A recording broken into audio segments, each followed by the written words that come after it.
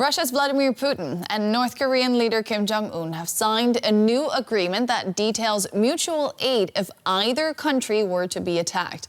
The deal also includes partnerships on trade, investment, and cultural and humanitarian ties. It comes as Putin made his first visit to Pyongyang in 24 years and as both countries face escalating standoffs with the West. A welcome ceremony filled with fanfare, pomp and circumstance. North Korea pulled out all the stops for its most high-profile visitor in years.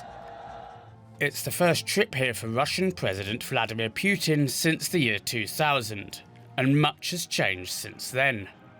The visit reflects North Korea's growing strategic importance for Russia. Since its full-scale invasion of Ukraine, Russia has been heavily sanctioned by the West. This increased international isolation has led Putin to strengthen ties with other pariah states. Many believe Pyongyang will provide more weapons and munitions for Russia's war in Ukraine. This is banned under UN sanctions and something both sides deny. Moscow could reciprocate with food and energy assistance, as well as help with North Korea's missile and space surveillance programs. It's a situation that's making many in the West anxious. Russia try in desperation to develop and to strengthen relations with countries that can provide it with what it needs to continue the war of aggression that it started against Ukraine. So we are very much concerned about this because this is what's keeping the war going. After the ceremony, the two leaders sat down for talks. Putin thanked Kim for his country's support. He said the new agreement they signed would form the basis of long-term relations going forward. We very much appreciate North Korea's consistent and permanent support of Russian policy, including in Ukraine. Also, our struggle against the imperialist policy imposed for decades by the United States and its satellites in relation to the Russian Federation. Kim Jong Un responded by pledging his country's full backing for Russia in Ukraine. The situation in the world is becoming more complicated and changing rapidly. North Korea will continue to strengthen and closely engage in strategic communication with Russia and will continue to support all of Russia's policies unconditionally. Western sanctions have brought these two former Cold War allies closer together, and that makes many in the West feel extremely uneasy. All of this, of course, is being watched closely across the border in South Korea. Journalist Yee-un Shin joins us now from the capital, Seoul. Yee-un, how is all of this being seen in South Korea? Well, Nicole, there's two aspects that South Korea is really keeping a close eye on. The first is the timing. So let's start with when this visit is coming at. The two leaders have convened in Pyongyang at what can be considered a peak of inter-Korean tensions. Earlier this month, South Korea suspended the 2018 inter-Korean military agreement, a cross-border military pact aimed at diffusing tensions on the peninsula. Now, officials at the time have accused North Korea to have deliberately and repeatedly violated terms by firing artillery shells off the coast, firing missiles beyond the NLL, and Kim Jong Un is thought to have conducted more military provocations this year than ever before, surpassing 2022's record of 48 provocations. And if you recall, Seoul also terminated the 2018 inter-Korean military agreement only in response to Pyongyang, that first virtually terminated the same agreement in November last year.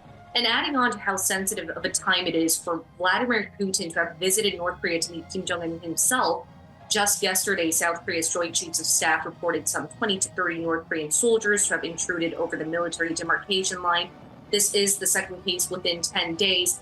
And what's really concerning is that though the South Korean military did say that the previous incident seemed to be accidental, undoubtedly the regime has been actively deploying troops to the front line for various construction activities, including dozens, if not hundreds, of construction projects, such as installing mines or anti-tank barriers.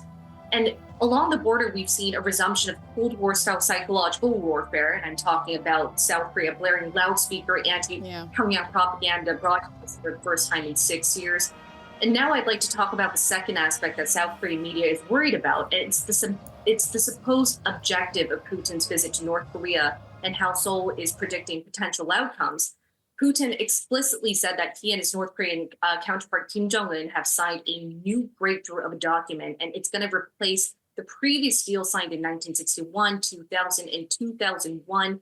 And the vernacular Putin used was he signed a comprehensive strategic partnership agreement with Kim Jong Un that includes both military and defense collaboration.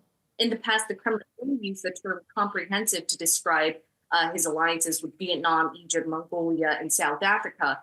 But with South Korea, the Kremlin only used the term strategic partnership, which adds on to Russia's alliance with North Korea seems to be much stronger and expansive in terms of an interaction. And experts are concerned that Russia may leverage its latest comprehensive strategic partnership with Pyongyang based on how South Korea will react on the world stage. Yeah. How do you see this comprehensive strategic partnership impacting global security? I mean, we are looking towards a potential warfare agreement between Kim Jong Un and Putin. As the summit suggested, Kim is likely to fuel Russian war stuff indefinitely. But of course, the deeper pressing concern to South Korea and the world, though, is what Putin is giving Kim Jong Un in return. It is highly unlikely that Kim would have just sided with Putin only for the promise of food and fuel. That may have been the trade-off back in November of 2023, but now we're talking about Kim wanting more advanced telemetry or ICBM missile technology, military satellite technology, and we've been seeing how Kim has his satisfaction with his nuclear submarine plans. So adding on to the nuclear warfare is a pressing concern to the global society. South Korean journalist Yee-un Shin in Seoul, thank you so much for those very, very interesting insights. Thank you. Our East Asia correspondent James Chater has more on this pact between Russia and North Korea. Hi there, Nicole. Well, Russian officials say that this new strategic partnership will replace the last one signed between these two countries more than 2 decades ago. Russian officials say that was in response to a deep evolution of the geopolitical situation in the world.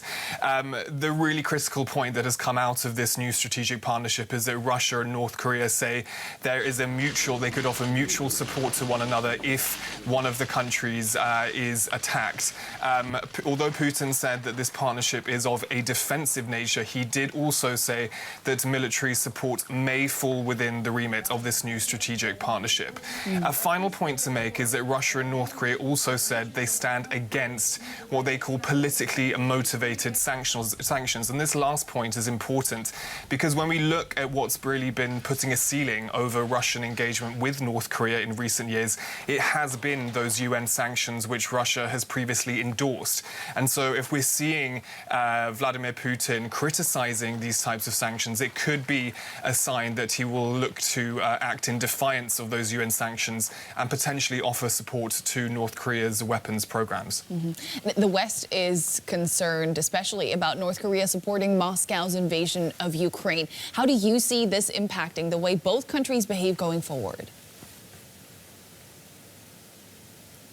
Absolutely. Well, in the lead up to this summit, US and South Korean officials are really sounding the alarm bells about what they see as North Korea essentially providing millions of munitions to Moscow over the past year to continue its war of aggression against Ukraine.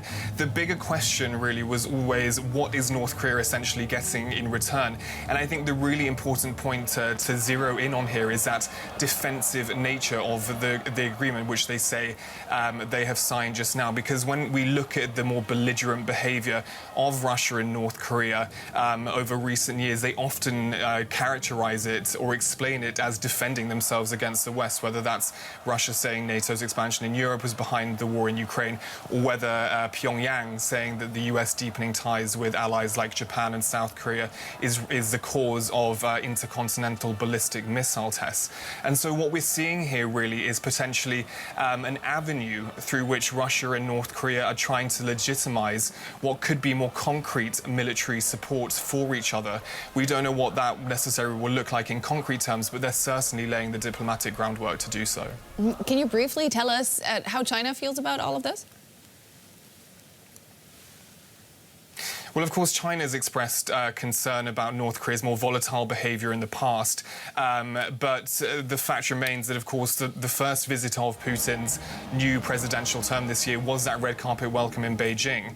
And the fact remains that these are the countries that are welcoming Putin, and that, in a sense, is taking a stand on Russia's invasion of Ukraine. These are all countries which are hostile to what they view as a global order dominated by the US, and they view them deepening partnerships and alliances between each other as efforts to combat that. As DW's East Asia correspondent James Chater, thank you so much.